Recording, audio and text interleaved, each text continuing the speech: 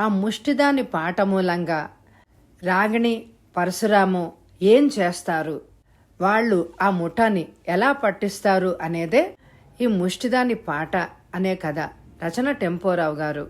ఈ కథని వినంగానే లైక్ చేయండి. మరి రాగిణి తన స్నేహితురాలతో బస్టాండ్లో నిలబడింది. ఉమ చలాకీగా కబుర్లు చెప్తోంది. కమల, రాగిణి వింటున్నారు. అనేక మందితో బస్టాండ్ కిటకిటలాడిపోతోంది. ఒక బస్సు వచ్చి ఆగింది. యు ఆర్ లక్కీ, మీ బస్సు అంది రాగిణి. ఉమ, కమల బాయ్ బాయ్ చెప్పి బస్సులోకి ఎక్కారు. పేవ్మెంట్ మీద నిలబడి వెళ్ళిపోతున్న బస్సు వైపు రాగిణి నవ్వుతూ చూసింది. మరొక 2 బస్సులు వచ్చి ఆగి వెళ్ళిపోయాయి. తర్వాత ఇంక బస్సులే రాలేదు. నిమిషాలు దొర్లిపోతున్నాయి. అరగంట దాటింది. రాగిణి టైం చూసింది. 5:30 అయింది. 6 గంటలకి చీకటి పడుతుంది. తను 10 కిలోమీటర్ల దూరం వెళ్ళాలి. నడిచి వెళ్ళడం సాధ్యం కాదు. ఏ ఆటోలోనూ పోవడం మంచిదేమో. రోడ్డు మట దూసుకుపోతున్న 2 ఆటోలను ఆమె ఆపింది. మీటర్ ఛార్జీకి డ్రైవర్లు రానన్నారు. 10 రూపాయలు ఇవ్వమన్నారు. మరెవరూ ఆ ఆటోలో ఎక్కేశారు. ఆమె వెనక్కి నడిచి మళ్ళీ పేవ్మెంట్ మీద నిలబడింది. ఇంటికి ఎలా చేరుకోవాలా అని ఆమె తీవ్రంగా ఆలోచిస్తోంది. బస్సు స్ట్రైక్ట. ఇలా తటాలున స్ట్రైక్ చేస్తే ప్రయాణికులు ఎంత కష్టపడతారో వాళ్ళు ఊహించడం లేదు అన్నాడు ఒక మనిషి పక్క మనిషితో. రాగిణి ఆ మాటలు విని ఉలిక్కిపడింది. ఇంతకుముందు ఒకసారి బస్సు స్ట్రైక్ అయితే ఆమె ముప్ప తిప్పలు పడి రాత్రి 10ంటికి ఇంటికి చేరుకోగలిగింది. చీకటి పడింది. రోడ్డు దీపాలు వెలుగుతున్నాయి. టైం 6 దాటింది. ఆమె రోడ్డమ్మట మెల్లిగా నడుస్తోంది. ఆమె మెదడులో ఆలోచనలు సాగుతున్నాయి. ప్రజాస్వామ్యంలో అందరికీ స్ట్రైక్ చేసే హక్కు ఉండొచ్చు. బస్ పాసులతో తనలాగా కాలేజీలకు వెళ్లే విద్యార్థినులు ఎంత కష్టపడతారో స్ట్రైక్ చేసేవాళ్ళు ఊహించరు. ఎవరు ఏమైతే వాళ్ళకేంటి. మరో ఆటో రిక్షా ఆమె ఆపింది. ఆమె బేరం చేసే లోపల ఒక వ్యక్తి దానిలోకి ఎగిరి కూర్చున్నాడు. నిస్సహాయంగా నడక సాగించింది. తన ఇంట్లోని వాళ్ళు ఆమె గురించి గాబరా పడుతూ ఉంటారు. నాన్న ఈ పాటికి ఆఫీస్ నుంచి వచ్చేసే ఉంటాడు. తన మిత్రులకు దొరికినట్టు తనకో బస్ దొరికింటే ఎంత బాగుండేది. ఒక సిగరెట్ షాప్ ముందు ఆగింది ఆమె. సోడా తాగింది. డబ్బు చెల్లించింది. తన పర్సులో మరొక 50 పైసలే ఉన్నాయి. ఆటో కోసం ఆమె చూస్తూ అడుగులేస్తోంది. నల్లటి ఫియట్ కారు వచ్చి ఆమె పక్కనే ఆగింది. అమ్మాయి అన్నాడు ఒక వ్యక్తి. ఆమె కిటికీలోంచి లోపలికి చూసింది. రోడ్డు లైటు కాంతిలో అతడు స్పష్టంగా కనిపిస్తున్నాడు. అతడి వయసు 40 ఉంటుంది. వెంట్రుకలు తెల్లబడినాయి. ప్యాంటు స్లాక్స్లో ఉన్నాడు. మొహం చూస్తే పెద్ద మనిషిలానే కనిపించాడు. బస్ స్ట్రైక్ అని విన్నాను. ఎక్కడికి వెళ్ళాలమ్మా ప్రశ్నించాడు అతను. మైలాపూర్ వెళ్ళాలండి అందామె. You are lucky. నేను కూడా అడయారు వెళ్తున్నాను. నేను మైలాపూర్లో దింపేస్తాను అన్నాడు అతను. చాలా థ్యాంక్స్ అండి అని ఆమె వెనక తలుపు తెరిచి సీట్ మీద కూర్చుంది. 2 మొగాళ్ళు కారు వైపు పరిగెత్తుకుంటూ వచ్చారు. సార్, బస్సులు లేవు, మమ్మల్ని మౌంట్ రోడ్లో దింపేస్తారా అని అడిగాడు ఒక అతను. ఎక్కండి అన్నాడు అతను. ఒకతను ముందు సీట్ మీద కూర్చున్నాడు. రెండోవాడు రాగిణి పక్కనే కూర్చుని తలుపు మూశాడు. కారు కదిలింది. తన పక్కన కూర్చున్న అతని వైపు రాగిణి ఓరగా చూసింది. అతను ప్యాంటు స్లాక్స్లో ఉన్నాడు. పెద్ద మీసాలు. ఏదో నవ్వులుతున్నాడు. కారు స్పీడ్గా వెళ్తోంది. కారు మైలాపూర్ వైపు వెళ్ళడం లేదని ఆమె గమనించింది. ఏంటి సార్ ఇలా వెళ్తున్నారు అని అడిగింది ఆమె. కెల్లీస్లో చిన్న పనుందమ్మా, 2 నిమిషాల్లో అయిపోతుంది. తర్వాత మైలాపూర్లో దింపేస్తాను కదా అన్నాడు ఆ కారు నడుపుతున్న అతను. అతని కంఠం తీయగా ఉంది. అతడి మాటలు వింటూ ఉంటే అనుమానానికి ఆస్కారం లేదు అని అనిపించింది. రోడ్డుకి అటువైపునున్న షాపులను ఆమె చూస్తూ కూర్చుంది. పక్కనున్న అతను తటాలను ఆమెను పట్టుకొని సీటు మీద నొక్కి పడుకోబెట్టాడు. అరవకుండా ఆమె నోరు నొక్కేశాడు. కారు చాలా స్పీడ్గా వెళ్తోంది అని ఆమె గ్రహించింది. రాగిణి గింజుకుంది. అతడితో పోట్లాడింది. కానీ ఆమె బలం చాలడం లేదు. నల్లటి గుడ్డను ఆమెకు కట్టేశాడు కళ్ళకి. అరిస్తే లాభం లేదు. మేం చెప్పినట్టు చేస్తే నీకే ప్రమాదం రాదు అన్నాడు అతను. అతను కట్టిన నల్లటి గుడ్డ మూలంగా ఆమె కళ్ళు కనిపించడమే లేదు. నోరుని కప్పిన చెయ్యిని అతడు తీసేశాడు. వెల్లికిలా ఆమె సీట్ మీద పడుకుంది. మీకేం కావాలి అందామె. తొందరపడకు, తర్వాత తెలుస్తుంది అన్నాడతను. ఆమె జవాబు ఇవ్వలేదు. కారు వేగంగా వెళ్తోంది. వారు తన్నిలా బాధిస్తుంటే కారు నడిపే వ్యక్తి ఎందుకు ఊరుకున్నాడు? ముందు కూర్చున్న అతను నడిపే వ్యక్తిని భయపడుతున్నాడా? సార్, మిమ్మల్ని నమ్మి కారు ఎక్కాను. వీళ్ళెవరో నా కళ్ళు గట్టి నన్ను బాధిస్తున్నారు, కాపాడండి, కారును ఆపండి అరిచింది ఆమె. అమ్మాయి, భయపడకు, వాళ్ళు కూడా నా మనుషులే అన్నాడతను తీయని కంఠంతో. ఆమె ఉలిక్కి పడింది. అందరూ మోసగాళ్లే. ఆమె ఏడుస్తూ అట్లాగే ఉండిపోయింది. ఏమాత్రం లేవడానికి ప్రయత్నించినా అతడు చేత్తో బలంగా నొక్కేస్తున్నాడు. రాగిణి కాలేజీలో BA చదువుతోంది. మొదటి సంవత్సరం. తండ్రి ఒక ఇంజనీరింగ్ కంపెనీలో అసిస్టెంట్ మేనేజర్గా పనిచేస్తున్నాడు. రాగిణి తర్వాత ఒక తమ్ముడున్నాడు. తల్లి, తండ్రి, తమ్ముడు ఆమెకు జ్ఞాపకం వస్తున్నారు. వాళ్ల చేతుల్లోంచి ఎలాగైనా బయటపడి తను ఇంటికి చేరుకోవాలి. గొలుసు, చెవులకున్న రింగులు మీకిచ్చేస్తానండి, నన్ను దింపేయండి అందామె. పక్కనున్న వ్యక్తి హేళనగా నవ్వాడు. ఆమె మెడను వేళ్లతో చుట్టి పట్టుకున్నాడు. గట్టిగా నొక్కేస్తాడేమో, పీక పిసికి చంపేస్తాడేమో. ఆమె గుండె దడదడలాడింది. కారు స్పీడ్ తగ్గింది. ఏదో డోర్ తెరిచిన చప్పుడు ఆమెకు వినపడింది. మళ్ళా కారు కదిలింది. 1 నిమిషం తర్వాత కారు ఆగింది. వాళ్ల మాటలు ఆమెకు వినపడుతున్నాయి. ఆమెను గదిలోకి తీసుకెళ్ళండి అంది తీయటి కంఠం. ఆ తీయటి కంఠంలో ఇంత విషముందని ఆమె మొదట్లో గ్రహించలేకపోయింది. తను చూసిన క్రైమ్ సినిమాలు ఆమె గుర్తొచ్చాయి. వాళ్ళు తనని ఏం చేస్తారు?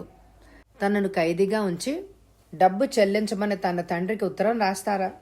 ఎవరో ఆమెను ఎత్తుకొని మోసుకుపోయారు. ఒకచోట కిందకి దింపారు. ఆమె కళ్లకు కట్టిన నల్ల గుడ్డను అతడు తీసేశాడు. కళ్ళు చిట్లించింది ఆమె. అతడు వంక చూసింది. కారులో తన పక్కన కూర్చున్న అతనే. ఆమె నలువైపులా చూసింది. అందమైన గది. ఒకవైపు మంచం, ఫోమ్ బెడ్ ఉన్నాయి. కొన్ని కుర్చీలు, ఒక టీపై గదిలో ఉన్నాయి. ఆమె అతడి వైపు కోపంగా చూసింది. నన్ను ఇక్కడికి ఎందుకు తీసుకొచ్చారు అని అడిగింది ఆమె. కాసేపట్లో బాస్ నీ దగ్గరకు వస్తారు, ఆయన ఎందుకో చెప్తారులే అని అతడు గదిలోంచి బయటికి నడిచి తలుపు మూశాడు. ఆమె వేగంగా వెళ్ళి తలుపును లాగింది. తలుపు తెరవబడలేదు. అటువైపున అతడు తాళం వేసి ఉండొచ్చు. అమ్మా అని అరుస్తూ రాగిణి పరుపు మీద వాలిపోయి వెక్కి వెక్కి ఏడవసాగింది. టైం చూసింది. 8 కావస్తోంది. ఈపాటికి తన కోసం తల్లి, తండ్రి పట్నమంతా వెతుకుతూ ఉంటారు. ఓ గాడ్, నన్ను రక్షించు ప్రార్థించింది ఆమె. నారాయణరావు తన భార్య వైపు విచారంగా చూశాడు. 9 దాటిందే, ఇంత ఆలస్యం ఎలా అవుతుంది? స్కూటర్ మీద వెళ్ళి చూసొస్తానుండు అన్నాడతను. ఎక్కడ చూస్తారు అడిగింది కోమల. దానితో చదివే ఉమ్మ ఇంటికెళ్ళి కనుక్కుంటాను. ఇవాళ సాయంత్రం బస్సులు లేవు. అనేక మంది రోడ్ల మీద నడుస్తున్నారు. అది నడిచొస్తుందేమో. నడిచినా ఈ పాటికి రావాలి కదా. అతడు కుర్చీలోంచి లేచాడు. ముందు హాల్లో కొడుకు నిద్రపోతున్నాడు. ఆమె అతడితో ముందు వరండా మీదకు వెళ్ళింది. అతడు స్కూటర్ని కిందకి దింపాడు. ఆమె వైపు చూశాడు. నువ్వు బెంగ పెట్టుకోకు, నేను కనుక్కొస్తాను. అది ఏ ఉమా ఇంట్లోనో ఉండిపోయిందేమో. నేను వచ్చే లోపల నువ్వు కాస్త తిండి తిని కూర్చో. ఏదో తెలిసాక తిందానులేండి అందామె. స్కూటర్ని స్టార్ట్ చేసి అతడు పోనిచ్చాడు. చల్లటి గాలి వేస్తోంది. ఎక్కడికి వెళ్లాలో తెలియక కాలేజీ వైపు అతడు స్కూటర్ని పోనిస్తున్నాడు. కాలేజీలో ఇప్పుడెవరుంటారు? ఈ ప్రశ్న మెదడులో లేవగానే అతడు స్కూటర్ని ఉమా ఇంటి వైపు పోనిచ్చాడు. షావుకార్పేటలో ఉన్న ఒక ఇంటి ముందు స్కూటర్ ఆపి అతడు దిగాడు. డిమ్గా వెలుగుతున్న వీధి దీపాల కాంతిలో ఉమా ఇల్లు అతడు పోల్చుకోగలిగాడు. మెల్లిగా వెళ్ళి ముందు తలుపు తట్టాడు. తలుపు తెరవబడింది. ఉమ తల్లి వైపు అతడు సీరియస్గా చూశాడు. మా అమ్మ ఇక్కడుందా అడిగాడు చిత్రంగా. లేదండి, ఇక్కడికి రాలేదే అందామె. లోపల నుంచి ఉమ గుమ్మం దగ్గరకు వచ్చింది. అతడి వైపు నవ్వుతూ చూసింది. కమాల్ అంకుల్, కూర్చోండి అంది ఉమ. అతడు గుమ్మం దాటలేదు. ఉమ్మ వైపు సూటిగా చూశాడు. రాగిణి ఇంతవరకు ఇంటికి రాలేదు అన్నాడతను. నేను, రాగిణి, కమల కలిసి బస్టాండ్కి వచ్చాం అంకుల్.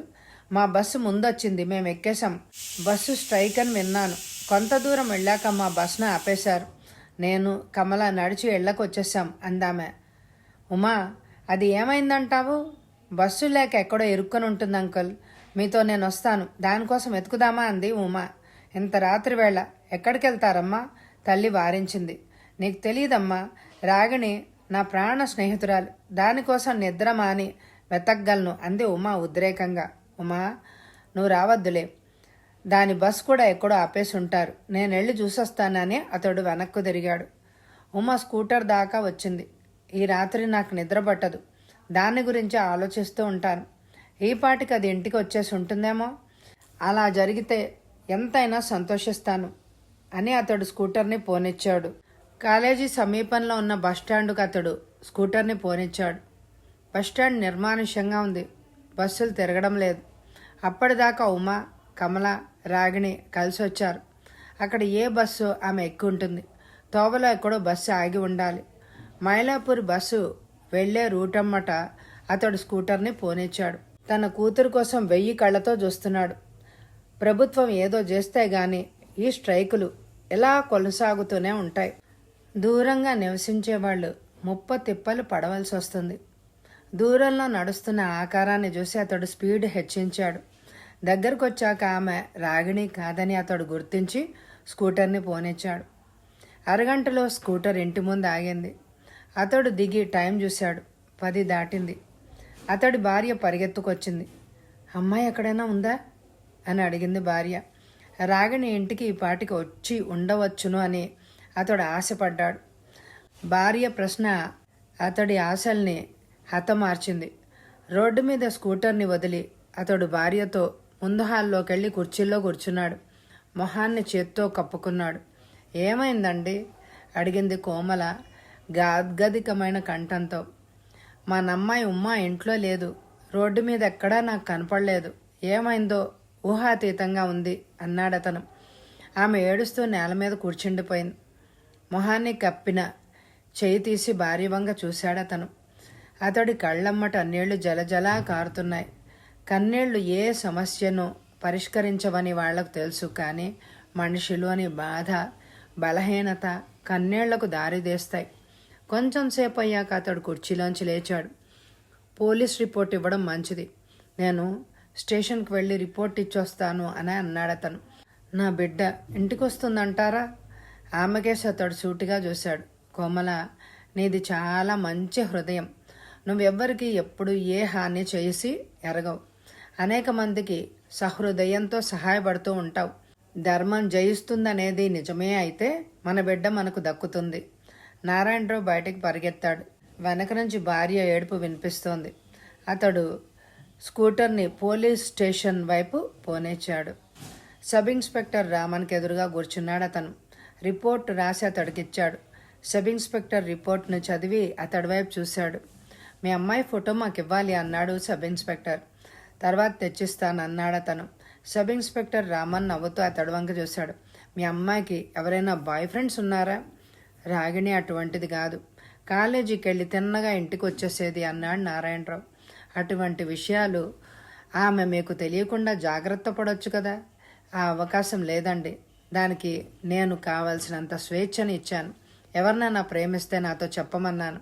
తాను ఇష్టపడిన వ్యక్తిని వద్దని నేనెప్పుడు అననని దానికి తెలుసు. ఆల్ రైట్, మేము దర్యాప్తు చేస్తాం, మీరు ఇంటికెళ్ళి విశ్రాంతి తీసుకోండి. నారాయణరావు కుర్చీలోంచి లేచి క్షణకాలం సబ్ ఇన్స్పెక్టర్ వైపు చూశాడు. నాకు 2 పిల్లలున్నారు. పూర్వకాలంలో పెద్ద కుటుంబాలు ఉండేవి. ప్రభుత్వ ప్రచారం చేసే ఫ్యామిలీ ప్లానింగ్ మంచిదని నమ్మి నేను ఆపరేషన్ చేయించుకున్నాను. నాకున్న 2 పిల్లల్ని నేను పోగొట్టుకోలేను. దయచేసి గట్టిగా దర్యాప్తు చెయ్యండి. రాగిణిని వీలైనంత తొందరగా ఇంటికి చేరేటట్టే చూడండి అన్నాడతను బాధతో. ఆల్ రైట్ అన్నాడు సబ్ ఇన్స్పెక్టర్ రామన్. ఆ వ్యక్తి చెప్పినట్టు వాళ్ళ బాస్ గదిలోకి వస్తాడనుకుంది రాగిణి. సరిగ్గా 9ంటికి తలుపు తెరుస్తున్న చప్పుడైంది. బాస్ వస్తున్నాడేమో. ట్రే పట్టుకుని ఒక స్త్రీ గదిలోకి వచ్చింది.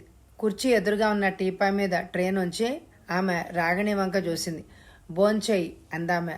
తనకి ఆకలిగా ఉంటేగా తినడానికి. ఆ ఆడమనిషి గోడ మూలనున్న కూజాలోని నీళ్లు గ్లాసులోకి పోసి టీపాయ్ కింద పెట్టి సమీపంలో నిలబడింది.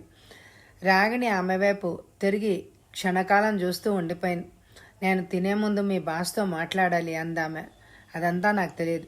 నా పని మీకు తిండి పెట్టడం. ఆకలేస్తే తిను, వద్దంటే పట్టుకుపోతాను అంది కటువుగా. నువ్వు ఇక్కడ పని మనిషిగా ఉంటున్నావా?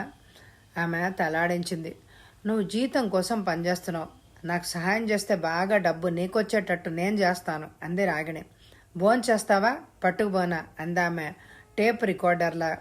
నా మెళ్ళోని గొలుసు నీకు ఇచ్చొస్తాను. దాని ఖరీదు 1000 రూపాయల పైనే ఉంటుంది అంది రాగిణి. ఆమె రాగిణి వైపు చిరునవ్వుతో చూసింది. ఎలాగైనా నేను ఇక్కడ ఖైదీని, ఏం సహాయం చేయగలను అందామె. నువ్వు బయటికెళ్తూ ఉంటావా? ఎప్పుడు వెళ్ళలేదు, ఇంట్లోనే పడుంటాను. ఈ బానిస గొలుసుల్లోంచి మన ఇద్దరం బయటపడే మార్గం ఉంది. నేను రాసిన ఉత్తరం నా తండ్రికి అందజేయాలి. నాన్న పోలీసులతో వచ్చి మన్ని విడుదల చేయిస్తాడు అంది రాగిణి. ఇక్కడ నా జీవితం సుఖంగా గడిచిపోతోంది. బయటికి వెళ్ళాలనే ఉద్దేశం నాకు లేదు. మళ్ళా వస్తాను. భోంచేస్తే ట్రే పట్టుకుపోతాను అని ఆమె బయటికి వెళ్ళిపోయింది. రాగిణి ప్రయత్నం ఫలించలేదు. ఆ పని మనిషి లొంగేటట్టే లేదు. ఆమె పరుపు మీద నుంచి లేచి కుర్చీలో కూర్చుంది. ట్రేలో ఒక స్టీల్ ప్లేట్ ఉంది. ఆ ప్లేట్లో 4 చిన్న పూరీలు, అన్నం ఒకవైపు ఉన్నాయి. మరోవైపున చిన్న కప్పులో 2 కూరలు, సాంబారు, రసం, పచ్చడి, నెయ్యి వగైరా ఉన్నాయి. మామూలు పరిస్థితుల్లో ఆమె సుష్టిగా భోంచేసేది. కానీ ఇవాళ ఆమెలోని ఆకలి పూర్తిగా హరించుకుపోయింది. ట్రేలోని పదార్థాల వంక చూస్తే ఆమె అలాగే కూర్చుండిపోయింది. ఆమె మెదడులో తన ఇంటిని గురించి ఆలోచనలు సాగుతున్నాయి. అమ్మ నాన్న భోజనం చేశారో లేదో. వాళ్ళిద్దరికీ తనంటే ఎంత ప్రేమ. ప్రతి రాత్రి ముగ్గురు కలిసి తింటూ ఉంటారు. తమ్ముడు మాత్రం ముందుగా తినేసి తొందరగా పడుకుంటాడు. వాళ్ళు తనని ఏం చేస్తారో తెలియదు. తను తిండి తిని బలంగా ఉండాలి. ఎటువంటి పరిస్థితినైనా ఎదుర్కోవడానికి శక్తి కావాలి. నీరసంగా ఉంటే తను ఏ పని చేయలేదు. రాగిణి మెల్లగా తినడం మొదలుపెట్టింది. శక్తి కోసం తింటోందే కానీ పదార్థాలు తనకు రుచికరంగా లేవు. ఎలాగో తిండి పూర్తి చేసి ఆమె 2 గ్లాసుల నీళ్లు తాగింది. పక్కనున్న అటాచ్డ్ బాత్రూంలోకి వెళ్ళి నోరు కడుక్కుంది. గదిలోకి వచ్చి మంచం మీద పడుకుంది. తీవ్రంగా ఆలోచిస్తోంది. పని మనిషి గదిలోకి వచ్చి ట్రేని పట్టుకుపోతోంది. ఇలా చూడు, ఈ ఇల్లెక్కడ అని అడిగింది రాగిణి. నేను ఈ ఊరు దాన్ని కాదు, పల్లెటూళ్ళలో పొట్ట నిండక ఇక్కడికి వచ్చాను. జాన్ నన్ను కారులో ఇక్కడికి తీసుకొచ్చాడు. ఈ ఇల్లు ఎక్కడుందో నాకు తెలీదు అందామె. ఆమె వెళ్ళిపోయింది. 9:30 దాటాక తలుపులు తెరుచుకుని ఒక అతను గదిలోకి వచ్చాడు. అతన్ని చూసి ఆమె ఉలిక్కి పడింది. పొట్టిగా లావుగా ఉన్నాడతను. గళ్ళ లుంగి బనీన్లో ఉన్నాడు. ఒంటి నిండా నల్లటి బొచ్చు, ఎలుగుబంటిలాగా కనిపిస్తున్నాడు. నల్లటి శరీరం, కత్తిలాంటి పళ్ళు, వెడల్పైన పెదవులు. కుర్చీని మంచం దగ్గర లాక్కొని కూర్చున్నాడు. ఆమెకేసి నవ్వుతూ చూశాడు. అతడి నవ్వు పళ్ళు ఇకిలించినట్లుంది. అతడి కాళ్లకు తాచుపాము చర్మంతో చేసిన స్లిప్పర్స్ ఉన్నాయి. చిలక, నీ పేరు అడిగాడు. రాగిణి అందామె. అతడి మొహంలో నవ్వు హఠాత్తుగా మాయమైంది. అతడి కళ్ళు ఆమె మీదే కేంద్రీకృతమై ఉన్నాయి. మేము ఏం చేసినా నువ్వు సమ్మతిస్తే ప్రాణంతో మీ ఇంటికి వెళ్తావు. మమ్మల్ని అడ్డగిస్తే కష్టాల పాలవుతావు. నీ ప్రాణానికే ముప్పు రావచ్చు అన్నాడతను. ఆమె శరీరం వణికింది. గుండె దొడదొడలాడింది. అతడు దేవాంతకుళ్లాగా ఉన్నాడు. అతడి వైపు చూస్తే ఏదైనా చెయ్యగలడు అని అనిపిస్తోంది. ఆమె ధైర్యాన్ని తెచ్చుకుంది. నీకేం కావాలి అడిగింది ఆమె. అతడు విషపు పురుగులాగా నవ్వాడు. మేం తీసే ఒక బ్లూ ఫిలింలో నువ్వు నేను కలిసి నటించాలి. నువ్వు ఒక ఫిలిం స్టార్ అవుతావు. నేను సినిమాల్లో నటించను. నాన్న నన్ను తిడతాడు. మేం తీసే సినిమా మీ నాన్న చూడడులే. ఆ చిత్రాన్ని దేశంలో ఎవ్వరు చూడరు. గల్ఫ్, ఆఫ్రికా దేశాల్లో అవి ప్రదర్శించబడతాయి రహస్యంగా. నీకు ఈ చిత్రం మూలంగా ఏ ముప్పు రాదు. అతడు కుర్చీలోంచి లేచాడు. ఆమె అతడి వంక చూసింది. ఆమె కళ్ళలో నీళ్లు నిండాయి. నన్ను నీ చెల్లెలుగా భావించి వెళ్ళిపోని. అమ్మ నాన్న నా కోసం ఎంతో బాధపడుతూ ఉంటారు. ఆమె బ్రతిమలాడింది. అతడు మళ్ళా పళ్ళు ఇకిలించాడు. ఈ లోకంలో కొందరు బాధపడుతూనే ఉంటారు. చివరికి జీవితంలో రాజీ పడిపోతారు అని అన్నాడు. అతడు వెళ్ళిపోయాడు. తలుపు మూసుకొని పోయింది. ఆమె పరుపు మీద పడి వెక్కి వెక్కి ఏడవసాగింది. విశాలమైన హాల్లో 1/2 మంది ఉన్నారు. లైట్లు, మూవీ కెమెరా అన్నీ సిద్ధంగా ఉన్నాయి. బాస్ నగ్నంగా మధ్య హాల్లో నిలబడి ఉన్నాడు. రెడీ అన్నాడు బాస్. ఎస్ సార్ అన్నాడు కెమెరామెన్. గూండాలాగా ఉన్న ఒక వ్యక్తి వైపు చూశాడు బాస్. మస్తాన్, ఆమెను తీసుకురా అన్నాడు బాస్. మస్తాన్ పెద్ద అంగల్లో వెళ్ళిపోయాడు. రాగిణిని ఈడ్చుకుంటూ వచ్చారు మస్తాన్. ఆమె ఏడుస్తోంది, అరుస్తోంది. బాస్ ఆమె చెయ్యి పట్టుకున్నాడు. అతడి వైపు చూసి ఆమె కళ్ళు మూసుకుంది. నల్ల త్రాచులాగా బాస్ శరీరం మెరుస్తోంది. స్టార్ట్ అన్నాడు బాస్. రాగిణి పిచ్చిదానిలాగా బాస్ వైపే చూస్తోంది. ఆమె దుస్తులను లాగేశాడు. ఆమె వెనక్కి తిరిగి పరిగెత్తబోయింది. అతడు ఆమెని బలంగా పట్టుకున్నాడు. ఆమె అతడి చెయ్యిని కొరికింది. అతడు ఆమెకేసి కోపంగా చూశాడు. ఆమె చెంప మీద గట్టిగా కొట్టాడు. ఆమె నోట్లోంచి రక్తం కారుతోంది. 2 చేతులతోనూ బిగించి పట్టుకుని ఆమె ఎర్రటి పెదవులను ముద్దు పెట్టుకున్నాడు. ఛీ, దుర్మార్గుడ అని ఆమె అతడు ముఖం మీద ఉమ్మింది. అతడు ముఖాన్ని తుడుచుకోలేదు. నగ్నంగా ఉన్న ఆమెను చేతుల్లో ఎత్తి గచ్చు నేల మీద వెల్లికిలా పడుకోబెట్టాడు. రాగిణి కాళ్లతో అతడిని తన్నింది. సాయశక్తులా అతడిని ఎదిరించింది. అతడు ఆమె మీద చోటు చేసుకున్నాడు.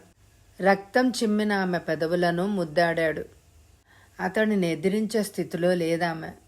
అతడిని ఎదిరించడానికి తన బలం చాలదు అని ఆమె గ్రహించింది. అడవిలో పెద్ద పులి మీద పడితే చేయగలిగింది ఏమిటి? పులికి బలి అవ్వాల్సిందే. ఎంత గుంజుకున్నా అతడి పట్టులోంచి ఆమె బయట పడలేకపోయింది. ఆమె విషాదపు అరుపులు ఆ హాలు నలువైపులా ధ్వనించింది. కొన్ని నిమిషాల తర్వాత అతడు లేచాడు. నేల మీద పడున్న ఆమె వైపు చూశాడు. కట్ అరిచాడతను. ఆమె ఇంకా అలా నేల మీద పడుకునే ఉంది. అతడు తన సహచరుల వంక చూశాడు. ఈ రాత్రికి ఇది చాలు. రేపు బాతింగ్ టబ్లో రేపు చిత్రిద్దాం అన్నాడతను. అతడు మస్తాన్కి సౌజ్ఞ చేశాడు. ఆమెను తీసుకెళ్లి గదిలో పెట్టు, డాక్టర్ని చూడమను అన్నాడతను. ఎస్ బాస్ అన్నాడు మస్తాన్. నేల మీద పడున్న ఆమె దుస్తులను మస్తాన్ తీసుకున్నాడు. ఆమెను ఎత్తి భుజం మీద పడుకోబెట్టుకున్నాడు. ఆమెను హాల్లోంచి వడివడిగా తీసుకుపోయాడు. సిగరెట్ పీలుస్తూ బాస్ కుర్చీలో కూర్చున్నాడు. 2 మనుషులు అతడి కాళ్లను చేతులను మసాజ్ చేస్తున్నారు. ఈ రేప్ సీన్ బ్రహ్మాండంగా వచ్చింది బాస్ అన్నాడు కెమెరామెన్. విదేశాల్లో ఈ ఫిలింకి కొన్ని లక్షలు ఇస్తారు. మనకి కావాల్సింది డబ్బు అన్నాడు బాస్. బాస్ అమాంతంగా కుర్చీలోంచి లేచాడు. ఎవరో తెచ్చిచ్చిన గళ్ల లుంగిని తన నడుముకి చుట్టుకున్నాడు. అందరూ హాయిగా పడుకోండి, రేపు చాలా పనుంది అని బాస్ వెళ్ళిపోయాడు. రాగిణి నిర్జీవంగా పరుపు మీద కూర్చునుంది. టైం చూసింది. 8 అయింది. గదిలో లైటు ఎప్పుడూ వెలుగుతూనే ఉంది. ఎప్పుడు రాత్రో పగలో. తనిక్కడికి వచ్చి చాలా రోజులు అయినట్టుగా ఉంది. ఈ నరకంలోంచి తనింక బయట పడలేదేమో. తలుపు తెరుచుకొని బాస్ లోపలికి వచ్చాడు. ఆమె ఎదురుగా నిలబడ్డాడు. ఆమె వైపు నవ్వుతూ చూశాడు. నిన్ను ఇవాళ బయటికి పంపిస్తున్నాను అన్నాడు. ఎక్కడికి? మీ ఇంటికి. నేను ఇలా ఇంటికి వెళ్ళను. ఏ మొహంతో వెళ్ళగలను? ఏడుస్తూ అడిగిందామె. ఇక్కడే ఉంటాను అంటే నాకేం అభ్యంతరం లేదు, నీ ఇష్టం. ఆమె అతడి వైపు కన్నీళ్లతో చూసింది. నన్ను పంపేయి. అతడు ఆమెను పట్టుకుని ముద్దు పెట్టుకున్నాడు. You are sweet. మళ్ళా ఇక్కడికి ఎప్పుడైనా వస్తావా? ఆమె మెదడులో ఏదో మెరిసింది. వస్తాను. ఇక్కడికి ఎలా రావాలి? ఈ ఇంటి అడ్రస్ చెప్పు అందామె. అతడు పక్కుమని నవ్వాడు. మై డియర్ రాగిణి, నేను నిన్న పుట్టలేదు. నువ్వు ఏం ఆలోచిస్తున్నావో నాకు తెలుసు. నువ్వు ఇక్కడికి వస్తాను అంటే మళ్ళా తీసుకొచ్చేటట్టు నేను నియమిస్తాను అన్నాడతను. నేను రాను అందామె. గతాన్ని మర్చిపో. విష్ యూ గుడ్ లక్ అని అతడు బయటికి వెళ్ళిపోయాడు. ఆనాటి రాత్రి కారులో తన పక్కన కూర్చున్న అతను లోపలికొచ్చాడు. ఆమె టైం చూసింది. 8:15 అయింది. నల్లటి గుడ్డను ఆమె కళ్ళకు కట్టాడతను.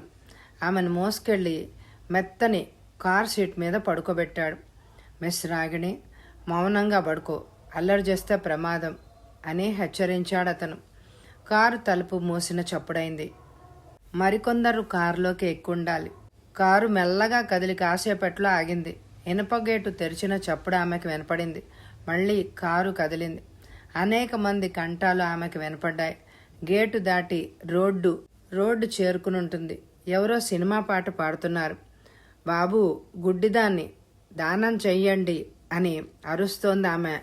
పాట ముగిశాక కారు దూసుకుపోతోంది. ముష్టిదాని కంఠం ఇప్పుడు వినపడ్డం లేదు. అరగంట తర్వాత కళ్లకు గట్టిన నల్లగుడ్డ విప్పేయబడింది. మిస్ రాగిణి, లేచి మామూలుగా కూర్చో అన్నాడు పక్కనున్న వ్యక్తి. ఆమె రోడ్డుకి ఇరువైపులా చూసింది. తను ఎక్కడుంది ఆమెకు వెంటనే బోధపడలేదు. కొంచెం సేపు అయ్యాక వెల్లింగ్ టౌన్ టాకీస్ కనిపించింది. తను మౌంట్ రోడ్ ప్రాంతంలో ఉన్నట్టు ఆమె గ్రహించింది. మరికొంత దూరం వెళ్ళాక రోడ్డు వారగా కారాగింది. పక్కన కూర్చున్న అతను ఆమె కేసు చూశాడు. మిస్ రాగిణి, ఇక్కడ దిగి మీ ఇంటికి వెళ్ళిపో. మా కార్ నంబర్ రాసుకొని లాభం లేదు. మేము రోజు నంబర్ ప్లేట్లు ఎన్నోసార్లు మారుస్తూ ఉంటాం. నీ హ్యాండ్ బ్యాగ్లో 500 రూపాయల నోట్లు పెట్టాం. అది మేమిచ్చే పారితోషికం అన్నాడతను. అతడు తలుపు తెరిచాడు. ఆమె కిందకు దిగింది. వెంటనే కారు రోడ్డమ్మట దూసుకుపోయింది. వెనకనున్న కార్ నంబర్ వైపు ఆమె చూసింది. ఆ నంబర్ని గుర్తుంచుకుంది. టైం చూసింది. 9 అయింది. రోడ్డు దీపాలు వెలుగుతున్నాయి. చల్లటి గాలి వీస్తోంది. మళ్ళా ప్రజల మధ్య పేవ్మెంట్ మీద నడుస్తుంటే ఆమెకు హుషారుగా ఉంది. అమ్మా, నాన్న ఎలా ఉన్నారో? తను వెంటనే ఇంటికి చేరుకోవాలి. తనకు మానభంగం జరిగింది. తను ఎదిరించలేని పరిస్థితిలో అదంతా సాగిపోయింది. కడుపు చీల్చుకుని ఎంత ఏడ్చినా పోయింది తనకు తిరిగి రాదు. ఆమె గబగబా నడవసాగింది. రోడ్డు వారగా ఉన్న ఆటోలో ఎక్కి మైలాపూర్ వెళ్ళమంది. ఆటో రోడ్డమ్మట దూసిపోయింది. 10 నిమిషాల్లో ఇంటి ముందు ఆటో ఆగింది. ఆమె దిగి లోపలికి పరిగెత్తింది. హాల్లో కోమలి చాప మీద నీరసంగా పడుకునుంది. తండ్రి, తమ్ముడు ఆమె పక్కనే కూర్చునున్నారు.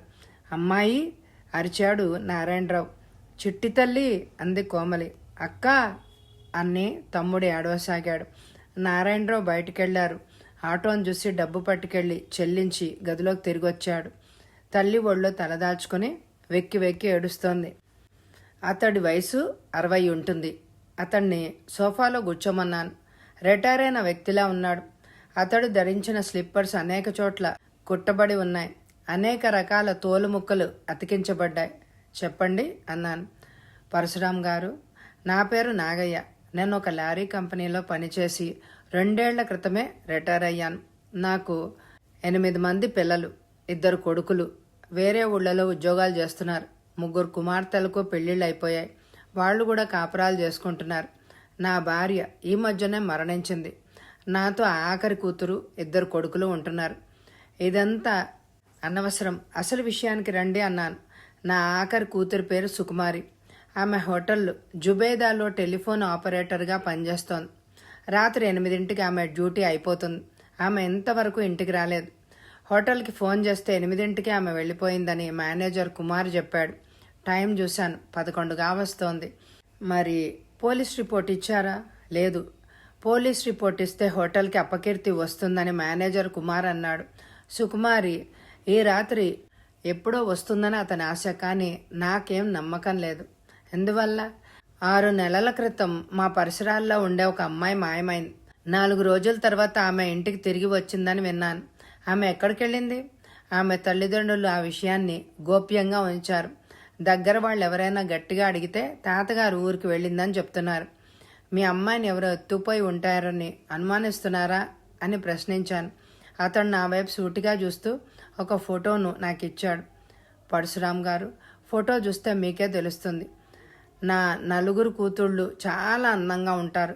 సుకుమారి అందరికంటే బాగుంటుంది.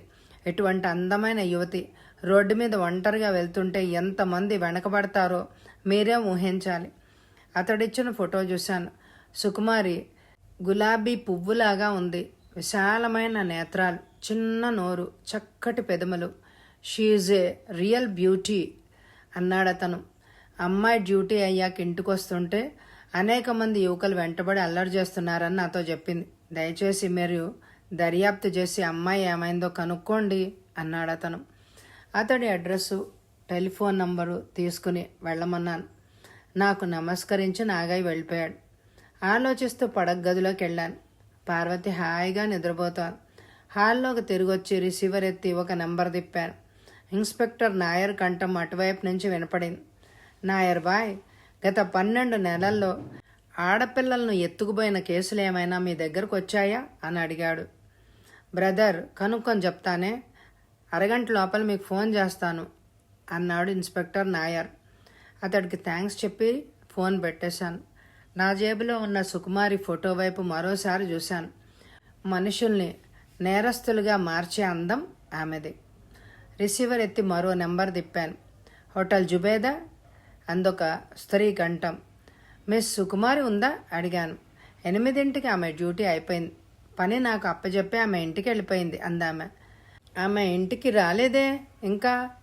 ఐఎమ్ సారీ, ఆమె ఎక్కడికి వెళ్ళిందో నాకు తెలియదు. మేనేజర్ సుకుమార్ ఉన్నారా? ఆయన ఇంటికి వెళ్ళిపోయారు. థ్యాంక్స్ అని రిసీవర్ని పెట్టేశాను. సుకుమారి కోసం ఈ మహాపట్నంలో ఎక్కడ వెతకాలి ఆలోచిస్తూ సోఫాలో కూర్చున్నాను. టెలిఫోన్ మోగింది. వెళ్ళి రిసీవర్ ఎత్తాను. పరశురాం హియర్ అన్నాను. బ్రదర్, 2 కేసుల గురించి పోలీసులు దర్యాప్తు చేస్తున్నారు. రాగిణి, త్రివేణి అనే యువతులు మాయమయ్యారు. వాళ్ళిద్దరూ కొన్ని రోజుల తర్వాత ఇళ్లకు తిరిగొచ్చారని పోలీసులకి వార్తలు అందాయి అన్నాడు నాయర్. వాళ్ళ అడ్రస్సులు చెప్పగలవా? రాగిణి తండ్రి నారాయణరావు, అడ్రస్సు 10 స్వామి స్ట్రీట్, మైలాపూర్. త్రివేణి తండ్రి పేరు రామ అయ్యర్, అడ్రస్ 33 ముకుందం రోడ్, వేపరి. ఇంకా ఏమైనా కేసులు రిపోర్ట్లు ఉన్నాయా చూడమన్నాను. 2 కనిపించాయి. తతిమా వాటిని గురించి తర్వాత ఫోన్ చేస్తానే. థ్యాంక్స్ నాయర్ బాయ్ అనే రిసీవర్ పెట్టేశాను. పడగదిలోకి వెళ్ళి సూట్ వేసుకున్నాను. తల దువ్వుకుని బయటికి నడిచి మెట్లు దిగాను. ముందు వరండాలో పడుకున్న కృష్ణయ్య కూని రాగాలు తీస్తున్నాడు. నవ్వుతూ అతడి వైపు చూసి షెడ్ కేసి నడిచాను. కాసేపట్లో నా కారును బయటకు పోనిచ్చాను. రోడ్డు మీద జనసంచారం ఎక్కువగా లేదు. మునపటిలాగా తప్పతాగిన మనుషులు రోడ్డు మీద తిరగడమే లేదు. ప్రొహిబిషన్ పాలసీ కొంతవరకు ఫలించింది అనే చెప్పాలి. తాగేవాళ్ళు గుట్టుగా తాగి తిని ఇంట్లో నిద్రపోతున్నారు. కారును వేపరి వైపు పోనిచ్చాను. ముకదం రోడ్డు 33 నంబర్ ఇంటి ముందు కారాపి దిగాను. ముందు మెట్లెక్కి తలుపును వేళ్లతో తట్టాను. తలుపు తెరవబడింది. రామ్ అయ్యర్ జలతారు పంచను నడుముకు బిగించుకొని నాకు ప్రత్యక్షమయ్యాడు. నా పేరు చెప్పాను. పరశురాం గారు రండి, కూర్చోండి అన్నాడతను. హాల్లో ఫ్లోరోసెంట్ లైట్ వెలుగుతోంది. పాతబడిన సోఫాలో కూర్చొని అతడి వైపు చూశాను. మీ అమ్మాయి త్రివేణి ఉందా? నిద్రపోతోంది అన్నాడతను. ఆమెతో మాట్లాడాలి. అదేమి లేదు సార్, ఎవరైనా ఎత్తుకుపోయారేమో అని మేం భయపడి పోలీస్ రిపోర్ట్ ఇచ్చాం. తాతగారు ఊరు వెళ్ళి అది తిరిగొచ్చింది అంతే. నాగయ్య ఇల్లు ఈ ప్రాంతంలో ఉన్నట్టు నాకు గుర్తొచ్చింది. త్రివేణి విషయమే నాగయ్య నాతో చెప్పుండాలి. రామ అయ్యర్ వైపు సూటిగా చూశాను. అనేక మంది యువతులు పట్టణంలో మాయమవుతున్నారు. కొన్ని రోజుల తర్వాత మళ్ళీ వాళ్ళు తిరిగొచ్చేస్తున్నారు. మీది పెద్ద మిస్టరీ లాగా ఉందే. మీరు నాతో సహకరిస్తే ఏదీ దాచకుండా నిజం చెప్తే దోషులను పట్టుకునే అవకాశం నాకుంటుంది. పరశురాం గారు, దాచవలసిన అవసరం నాకేముంది సార్, ఏదైనా ఉంటే మీకు చెప్పనా అన్నాడు రామయ్యర్.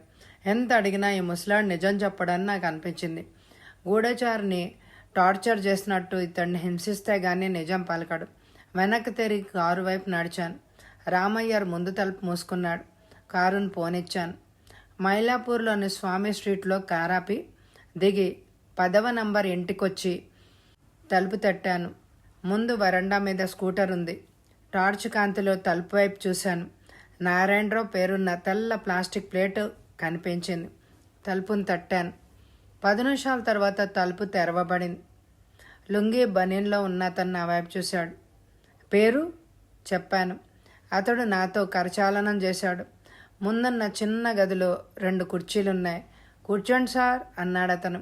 కూర్చుని సిగరెట్ వెలిగించి అతడి వంక నవ్వుతూ చూశాను.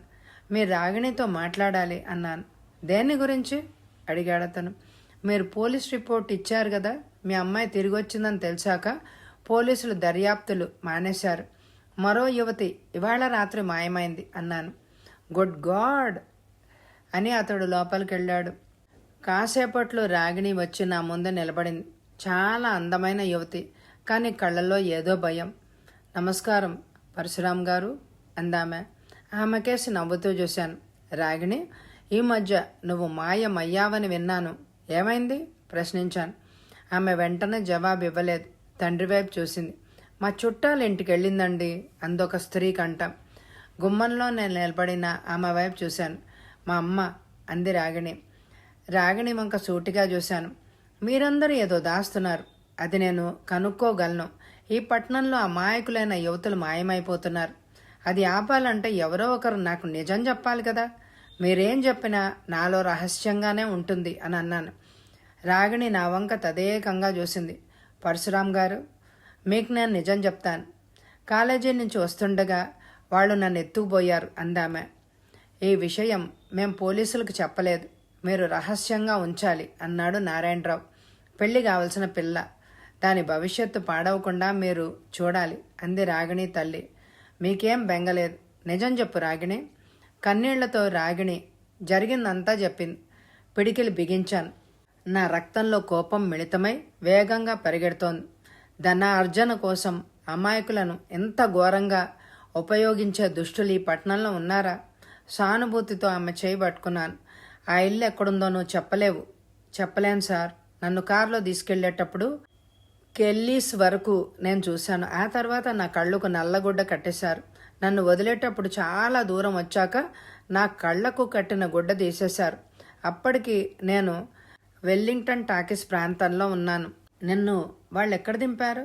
క్లాక్ టవర్ ప్రాంతంలో. వాళ్ళ ఇంటి నుంచి అక్కడికి చేరుకోవడానికి ఎంత టైం పట్టిందో చెప్పగలవా?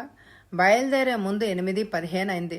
క్లాక్ టవర్ ముందు నేను దిగాక వాళ్ళ కారు పోయాక 9 అయింది. 45 నిమిషాలు వాళ్ళ కారు నడుస్తూ ఉందన్నమాట అన్నాను. ఆమె తలాడించింది. వాళ్ళ కారు బాగా స్పీడ్గా వెళ్ళిందా? 60 కిలోమీటర్ స్పీడ్లో వెళ్ళింది.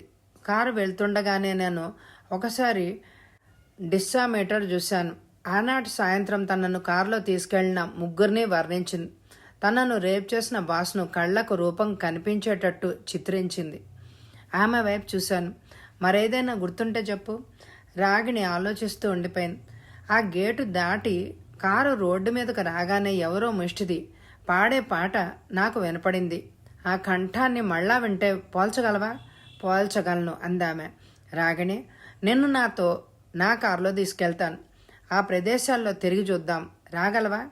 నేను రావడం సంఘానికి ఉపయోగపడుతుంది అని మీరంటే నేను తప్పకుండా వస్తాను అంది రాగిణి.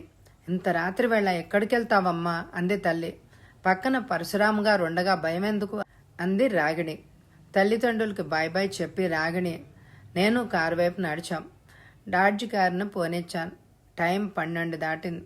కెల్లీస్ వైపు కారుని పోనిచ్చాను. కెల్లీస్లో కొత్తగా నిర్మించిన ఒక థియేటర్ ముందు నుంచి కారు వెళ్తోంది. ఈ ప్రాంతంలోనే వాళ్ళు నా కళ్లకు గుడ్డ కట్టారు అందామె. మరికొంత దూరం వెళ్ళింది కారు. రోడ్డు జంక్షన్ వచ్చింది.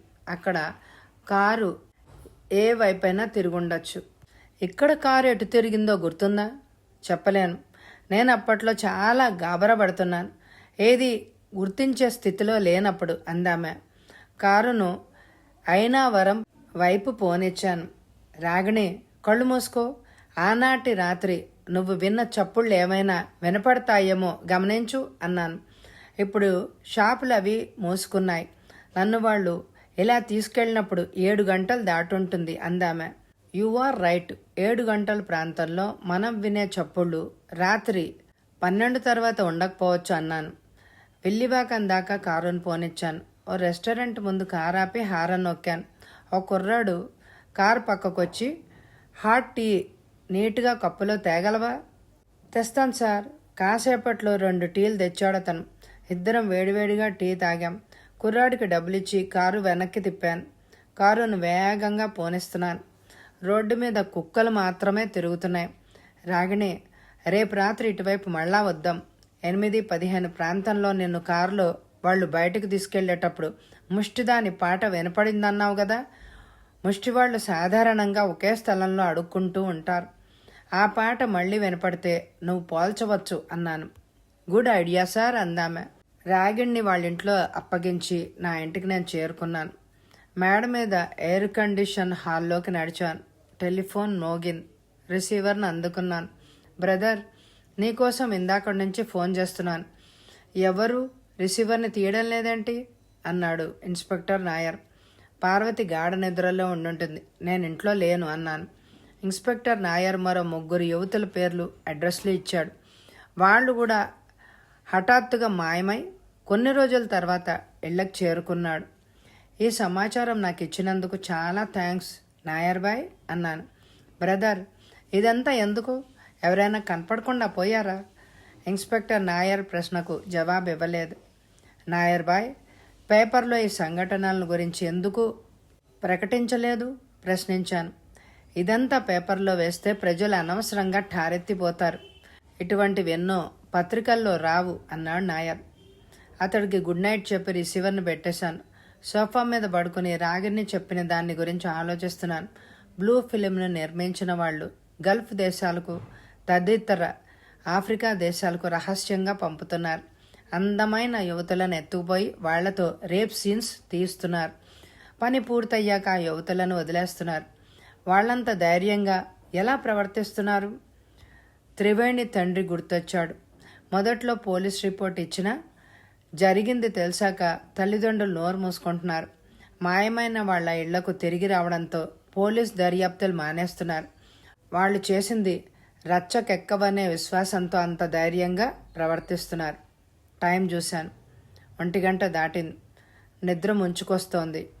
పార్వతి పక్కనే మేను వాల్చాను. 8 గంటలైంది.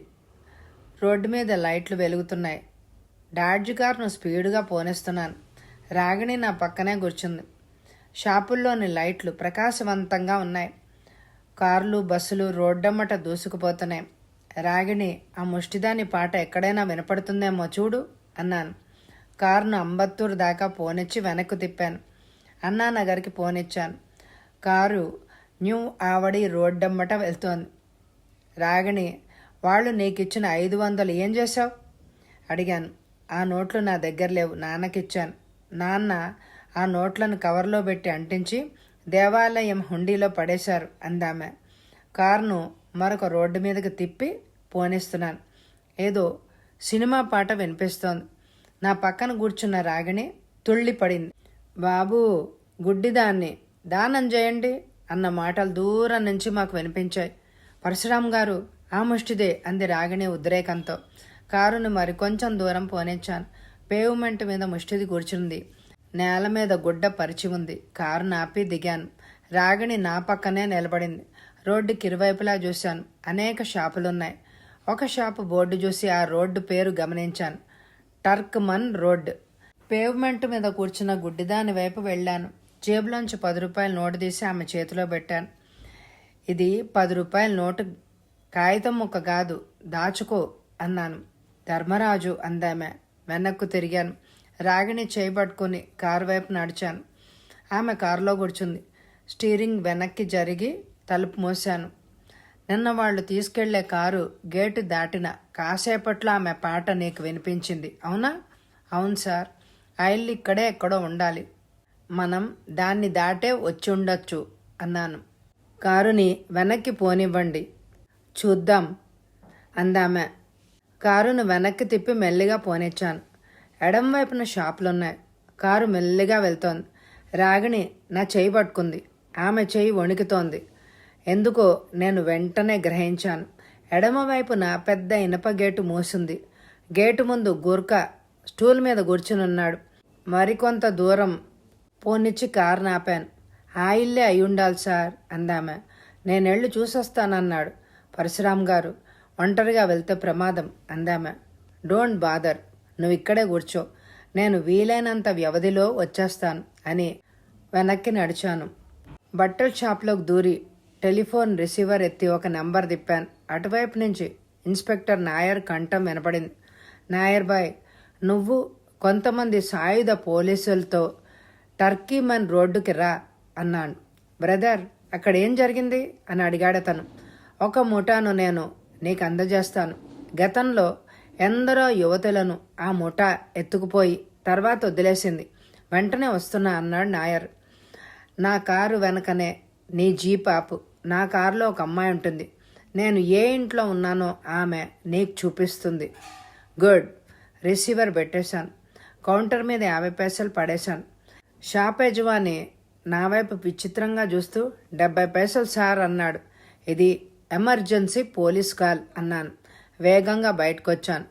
పేవ్మెంట్ అమ్మట కొంత దూరం నడిచాను. ఆ ఇంటి మీద ఉన్నాను. స్టూల్ మీద కూర్చున్న గూర్ఖా నా వైపు అదోలా చూశాడు. ఇంట్లో ఎవరున్నారు ప్రశ్నించాను. సాబ్. ఆ షాప్ పేరు బడే సాబ్ అన్నాడతను. గేటు తెరవబోయాను. గోర్ఖా నాకు అడ్డుపడ్డాడు. లోపలికి వెళ్ళనివ్వను అన్నాడతను. కుడిచేయి పైకెత్తి అమాంతం అతడి మీద బలంగా కొట్టాను. అతడి తల పక్కకు వంగిపోయింది. గోర్ఖా మూలుగుతూ నేల మీద కూలిపోయాడు. గేటు కొద్దిగా తెరిచి లోపలికెళ్ళాను. పెద్ద కాంపౌండ్, చుట్టూ ఎత్తైన ప్రహరీ గోడ, గోడపైన గాజు పెంకులు, ఎదురుగా తెల్లటి మేడ కనిపిస్తోంది. మేడ ముందు 3 కార్లున్నాయి. నల్లటి ఫియట్ కారును చూసి ఆశ్చర్యపడ్డాను. ఆ ఫియట్ కారులోనే వాళ్ళు రాగిణిని ఎత్తుకుపోయి ఉండాలి. ముందు తలుపు తెరుచుకొని 2 బయటకు వచ్చారు. కార్ల పక్కనే వంగి దాక్కున్నాను. వాళ్ల వైపు కారు అద్దం గుండా చూశాను. ఒకడు గుండాలాగా ఉన్నాడు. రెండోవాడి మీద నా చూపు కేంద్రీకృతమైంది. అతడు ప్యాంటు స్లాక్స్లో ఉన్నాడు. జుట్టు నెరిసింది. పెద్ద మనిషిలాగా మాట్లాడి ఆనాడు సాయంత్రం రాగిణ్ణి కారులో ఎక్కమన్నాడు అతనే అయి ఉండాలి. వరండాలో నిలబడి వాళ్ళు ఏదో మాట్లాడుకుంటున్నారు. వాళ్ల మాటలు నాకు వినపడ్డం లేదు. అమాంతంగా వాళ్ల వైపు దూసుకెళ్లాను. 2 నా వైపు చూశారు. ఎవరు కావాలి సార్ అని అడిగాడు జుట్టు నెరిసిన వ్యక్తి తీయటి కంఠంతో. కోట్ జేబులోంచి పిస్టల్ తీసి వాళ్ల వైపు గురిపెట్టాను. చేతులు ఎత్తి నిలబడండి, కదిలితే చస్తారు అన్నాను. 2 చేతులు ఎత్తేశారు. దగ్గరగా వెళ్లి గుండాలని చంపల మీద కొట్టాను. కాళ్ళు విరిగిన స్టూల్ లాగా అతడు కింద పడ్డాడు. జుట్టు నెరిసిన అతడి పొట్ట మీద తన్నాను. నేల మీద దొర్లుతూ వెళ్ళి అతడు పెట్టగోడ పక్కనే పడ్డాడు. ముందు తలుపు దోసుకొని లోపలికెళ్ళాను. విశాలమైన హాల్లో సోఫాలున్నాయి. మనుషులు ఎవ్వరు లేరు. హాల్లోంచి లోపలికెళ్ళాను. విశాలమైన గది. కుర్చీలో నల్లటి వ్యక్తి కూర్చునున్నాడు. అతడు అండర్వేర్లో ఉన్నాడు. 2 గుండాలు అతడి శరీరాన్ని రుద్దుతున్నారు. ఒక రేప్ సీన్కి ఎద్దును సిద్ధపరుస్తున్నారేమో. కుర్చీలో కూర్చున్న వ్యక్తిని చూడగానే బాస్ అతడే అయి ఉంటాడని వెంటనే పోల్చగలిగాను. రాగిణి అతడిని చక్కగానే వర్ణించింది. మిస్టర్, ఎవరు నువ్వు అరిచాడతను. పిస్టల్ని అతడి వంక గురిపెట్టాను. అతడి ఒళ్ళు రుద్దే వాళ్ళు పారిపోబోయారు. పైకి 2 సార్లు షూట్ చేశాను. గదిలో భయంకరమైన చప్పుళ్ళు ధ్వనించాయి. కదలకండి గర్జించాను. మెల్లగా ముందుకు నడిచాను. కుర్చీలో కూర్చున్న బాస్ లేచి నిలబడ్డాడు. అతడి పొట్టలో తన్నాను. వెనక్కి పడ్డాడు. దగ్గరగా వెళ్ళి అతడిని లేవదీసి చెంపల్ని పగలగొట్టాను. అతడి నోట్లోంచి రక్తం కారుతోంది. అతడు మూలుగుతూ నేల మీద పడిపోయాడు. సుకుమార్ ఎక్కడుంది అడిగాను, గూండాలు 2 వంక చూస్తూ. వాళ్ళు ఒక గుమ్మం వైపు చేయి చూపించారు. అటువైపు పరిగెత్తాను. గది తలుపు మూసింది. తలుపు తెరిచి లోపలికి చూశాను. పరుపు మీద కూర్చుని ఉన్న ఒక యువతి నా వైపు భయంతో చూసింది. ఆమె దగ్గరగా వెళ్ళాను. మిస్ సుకుమారి, భయపడకు, నువ్వు స్వేచ్ఛగా మీ ఇంటికి వెళ్తావు అన్నాను. ఆమె హుషారుగా నా దగ్గరకు వచ్చింది. అప్పుడే ఇన్స్పెక్టర్ నాయర్ గదిలోకి వచ్చాడు. నాతో కరచాలనం చేసి ఇన్స్పెక్టర్ ఆమె కేసు చూశాడు. నాయర్ బాయ్, ఈమె పేరు సుకుమారి. అమాయకులైన ఆడపిల్లలను ఎత్తుకొచ్చి ఇక్కడ బంధించి ఈ ముఠ బ్లూ ఫిలిమ్స్ నిర్మించి వాటిని రహస్యంగా గల్ఫ్ దేశాల్లో, ఆఫ్రికా దేశాల్లో అమ్ముతోంది అన్నాను ఉద్రేకంతో. ఈ మేడ చుట్టూ సాయుధమైన పోలీసులున్నారు, అందరినీ అరెస్టు చేస్తాను అన్నాడు ఇన్స్పెక్టర్ నాయర్. నేను నా కారు దగ్గరకు చేరుకునేసరికి 10 దాటింది. రాగిణి హుషారుగా నా చేయి పట్టుకుంది. మిస్టర్ పరశురాం, మీరు సాధించారు అందామె. ఆమె వైపు నవ్వుతూ చూశాను. రాగిణి, నువ్వు ధైర్యంగా అంతా చెప్పి నా విజయానికి తోడ్పడ్డావు అని కారుని వెనక్కి తిప్పి పోనిచ్చాను. ముష్టిదాని పాట వినపడ్డం లేదు అందామె. ఆ పాటే వాళ్లను మనకు పట్టించింది అని అన్నాను. కథ సమాప్తం. ఈ కథ మీ అందరికీ నచ్చితే తప్పకుండా కామెంట్ చేయండి, అలాగే లైక్ కూడా ఇవ్వండి. ఇదివరకు చదివిన కథల్ని, నవలల్ని వినండి.